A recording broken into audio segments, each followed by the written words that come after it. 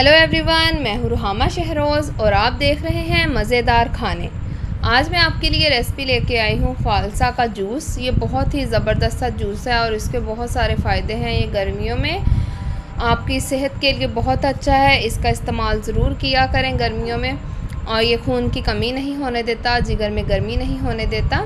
तो आप इसका जूस बना के पिया करें और बच्चों को तो लाजमी दिया करें। तो चलिए हम जूस बनाना शुरू करते हैं। जी तो फ्रेंड्स, फ़ालसा जूस बनाने के लिए मैंने आधा किलो फ़ालसा लिया है और इसे अच्छी तरह धो लिया है। तो अब मैं इसे जग में डालूँगी और एक गुठी मैंने पुदीने की ली है, ये आप देख लें। और ये मैं जग में डालूँगी और इसमें मैं डालूँगी, अब मेरे पास ये 6 चम्मच चीनी है। और चीनी आप अपने टेस्ट के हिसाब से कम या ज़्यादा कर सकते हैं। और ये मेरे पास काला नमक है आधा चम्मच, और आधा चम्मच ही मेरे पास ये सफ़ेद नमक है, ये मैं डालूँगी। और थोड़ा सा पानी डाल के इन सब चीज़ों को अच्छी तरह से ग्राइंड कर लेंगे। ये मैं इसमें आधा ग्लास पानी डालूँगी और अब इन चीज़ों को अच्छी तरह से ग्राइंड कर लेती हूँ। जी तो फ्रेंड्स, आप देखें मैंने इसे अच्छी तरह से ग्राइंड कर लिया है और अब मैं इसे एक बाउल में डालूँगी और आपको दिखाती हूँ।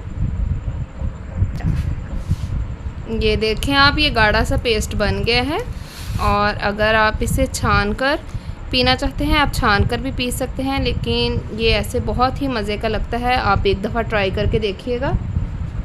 तो अब मैं इसमें पानी डालूँगी और इसमें कुछ बर्फ़ ऐड करूँगी। मैंने इसमें कुछ पानी डाला है और ये ठंडा पानी है। और अब इसको मैं मिक्स करूँगी और देखूँगी हमें और पानी की ज़रूरत है या नहीं।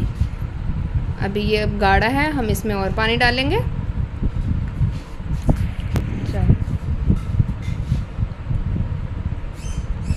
और ये देखें, मुझे लगता है इतना पानी काफ़ी है।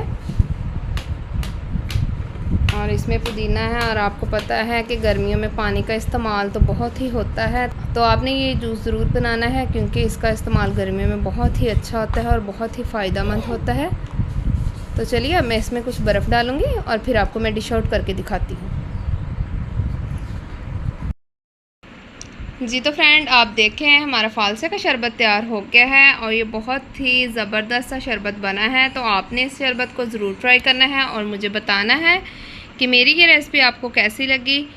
और अगर आप लोग इसको छान कर पीना चाहते हैं तो वो भी आप कर सकते हैं, लेकिन आपने ऐसे ज़रूर बना के देखना है।